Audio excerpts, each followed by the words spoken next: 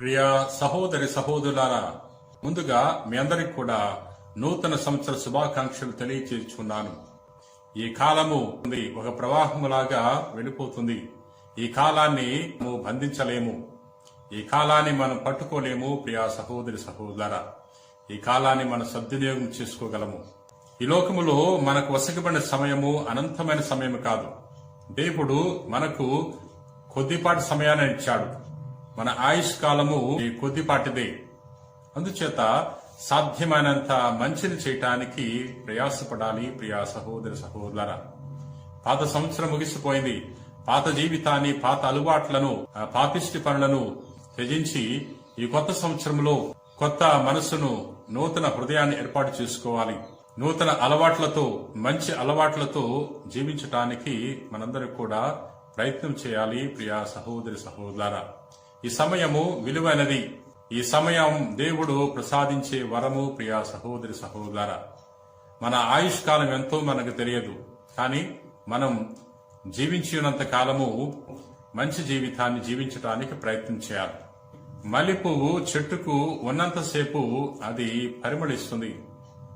ఆ పరిమళాన్ని, ఆ మకరంధాన్ని ప్రజలకు అందిస్తుంది. ప్రియా సహోదరి సహోదరులారా, అదేవిధంగా ఈ భూలోకములో మనం జీవించి ఉన్నప్పుడు ఈ మల్లెపువ్వు వలె మనము మకరంధాన్ని ఇతరులకు అందించడానికి ప్రయత్నం చేయాలి. ప్రియా సహోదరి సహోదరులారా, ఎంతకాలం జీవించామని కాదు, కొద్ది కాలం జీవించిన మనము చక్కటి జీవితాన్ని, మంచి జీవితాన్ని, ఇతరులకు సంతోషాన్ని కలిగించే జీవితాన్ని జీవించడానికి ప్రయత్నం చేయాలి. ప్రియా సహోదరి సహోదరులారా, సంవత్సరాలు గడిచిపోతున్నాయి. పుట్టిన ప్రతివాడు మరణించక తప్పదు. ప్రియా సహోదరి సహోదరులారా, ఒక సంవత్సరం ముగిసిపోయిందంటే భగవంతుడు మనకిచ్చిన ఆయుష్లో ఒక సంవత్సరం తగ్గిపోయినట్లే అని తెలుసుకోవాలి. అందుచేత ఈ కొత్త సంవత్సరంలో పరిశుద్ధమైన జీవితాన్ని జీవించాలని, మంచి అలవాట్లతో జీవించాలని, ఎల్లవేళలా దేవుని యొక్క వాక్కు ప్రకారముగా జీవించటానికి దేవుడు మనకు తన శక్తిని ప్రసాదించాలని ప్రత్యేకంగా ప్రార్థన చేసుకోవాలి. ఈ రోజున మరియ మాత మాతృత్వ మహోత్సవాన్ని మనం జరుపుకుంటున్నాం. మరియ తల్లి దేవమాత. మరియ మాతకు అనేక గౌరవ నామాలున్నాయి. యేసు తల్లిని, తిరుసభ మాతని, అపోస్తలిక రాజ్ఞని, దేవమాతని, ఇంకెన్నెన్నో గౌరవ నామాలతో మరియ తల్లిని మనం గౌరవిస్తూ ఉంటాము. కానీ వీటన్నిటిలో కల్లా గొప్ప గౌరవ నామము మరియా దేవమాత అనే నామము. ప్రియా సహోదరి సహోదరులారా, దేవాది దేవుడు మరియ తల్లిని దేవునికే తల్లిగా ఉండే భాగ్యాన్ని దయచేశాడు. మరియమ్మ గారు జకర్యా గృహంలో ప్రవేశించినప్పుడు ఎలిజబెత్తమ్మ మరియ తల్లితో ఈ విధంగా తెలియజేస్తుంది, నా ప్రభు తల్లి నా యొద్దకు వచ్చుట నాకు ఎలాగూ ప్రాప్తించినట్టుంది. అంటే ఎలిజబెత్తమ్మ మరియ తల్లిని దేవుని తల్లిగా గుర్తిస్తుంది. దేవుని తల్లి నా గృహంలో అడుగుపెట్టింది, నాకు ఎంత భాగ్యము, నేనెంత ధన్యురాలను అని ఎలిజబెత్తమ్మ ఎంతో సంతోషపడిపోతుంది. ప్రభు పలికిన వాక్కులు నెరవేరునని విశ్వసించిన నీవు ఎంత ధన్యురాలవు అని కూడా ఎలిజబెత్తమ్మ పలుకుతుంది. అంటే మరియ తల్లి ధన్యురాలైంది. ఏ విధంగా? ఆమె ప్రభు పలికిన వాక్కులు నెరవేరతాయి అని విశ్వసించటం వల్ల. మనం కూడా మన జీవితంలో దేవుని యొక్క వాక్కును విశ్వసిస్తే మన జీవితం కూడా ధన్యమవుతుంది. ప్రియా సహోదరి సహోదరులారా, మరియా స్త్రీలందరిలోకెల్లా ధన్యురాలు. దేవుడు ఆమెకు అంత గొప్పతనం ఇచ్చాడంటే దానికి కారణము మరియా దేవునికి విధేయత చూపించింది, దేవుని ఎడల వినయ విధేయతలతో జీవించింది, దైవ చిత్త ప్రకారంగా జీవించింది. కాబట్టి మరియ తల్లిని దేవుడు అంత గొప్పగా దీవిస్తున్నాడు. ప్రియా సహోదరి సహోదరులారా, మరి మరియ మాత మాతృత్వ మహోత్సవం సందర్భముగా తల్లులందరూ కూడా మరియ తల్లి నుండి నేర్చుకోవాలి. మరియ తల్లి ఏ విధంగా అయితే యేసు ప్రభును కని పెంచి పెద్ద చేసిందో, లోకానికి రక్షకునిగా ప్రసాదించిందో, అదే విధముగా ఈ భూలోకములో ఉన్న తల్లులందరూ కూడా బిడ్డల యొక్క ప్రవర్తన ఎడల, బిడ్డల యొక్క ఎదుగుదల ఎడల శ్రద్ధ కలిగి ఉండాలి. బిడ్డలని దైవ భయముతో పెంచాలి, క్రమశిక్షణతో పెంచాలి, బిడ్డలను ఆధ్యాత్మిక చింతనతో పెంచాలి, పెంచి ప్రయోజకులు చేయాలి. ప్రియా సహోదర సహోదరుల, ఉత్తమమైన పౌరులుగా తల్లిదండ్రులు బిడ్డలను తీర్చిదిద్దాలి. మరియ తల్లిని ఎవరెవరైతే తమ గృహాలకు ఆహ్వానిస్తారో ఆ తల్లి వస్తుంది. మరి తల్లి ఏ గృహంలో ప్రవేశిస్తే ఆ గృహములో ఉన్న కొరతలు తీరిపోతాయి, ఆ గృహానికి సమృద్ధి వస్తుంది. ఎందుకంటే మరియా మరి అవసరాలలో ఆదుకునే అమ్మ, మన అవసరాలను తన కుమారునికి తెలియచేసే దయగల తల్లి. ప్రియా సహోదరి సహోదరులారా, ఆమె నిత్య సహాయమాత.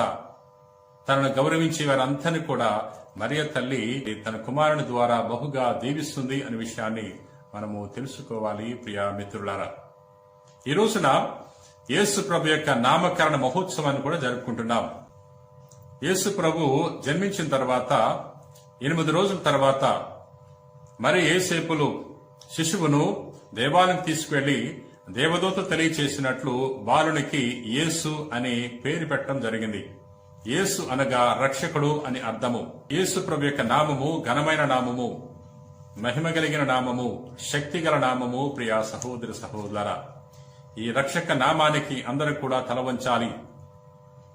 పౌలు గారు తెలియజేస్తున్నాడు, సమస్త జీవులు ఆయనకు వినతులు కావాలను, సమస్త జీవులు మోకాలు వంచి వినతులు కావాలను అని తెలియజేస్తున్నాడు.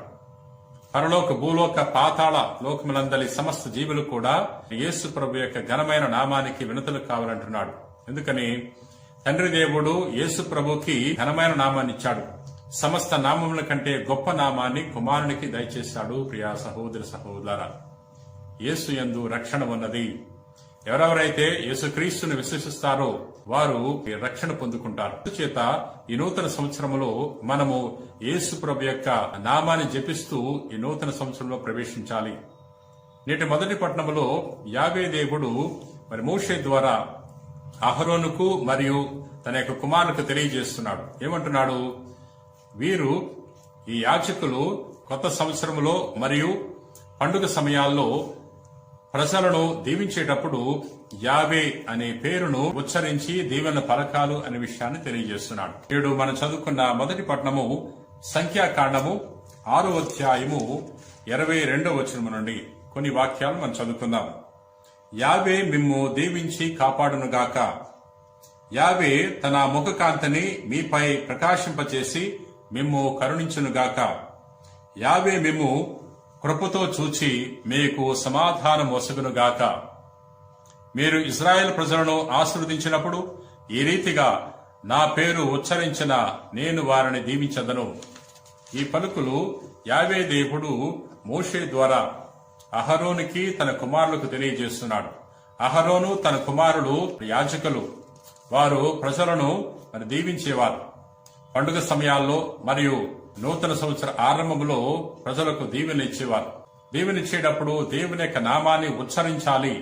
అప్పుడు దేవాది దేవుడు వారికి దీవెనను దయచేస్తాడు అనే విషయాన్ని తెలియచేస్తున్నాడు. ఎందుకంటే దేవుని యొక్క నామము శక్తి గలది.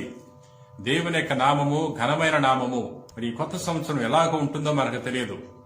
ఈ కొత్త సంవత్సరంలో మనము ఎటువంటి పరిస్థితులను ఎదుర్కోబోతున్నో మనకు తెలియదు. అయినా మనము దేవుని యందు ఉన్నట్లయితే, దేవుడు మన యందు ఉన్నట్లయితే తప్పకుండా మనము విజయాన్ని సాధిస్తాం. అందుకనే ప్రభు తెలియజేస్తున్నాడు.